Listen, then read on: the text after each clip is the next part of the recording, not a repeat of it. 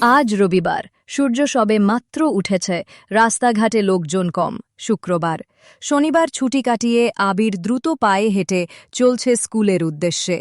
হঠাৎ চেয়ে দেখতে পেল রাস্তার ওই পাশ থেকে আসতেছে তার প্রতিবেশী বন্ধু তিশা। কিরে মিনা, কেমন আছোস? তুই এইদিকে কেন?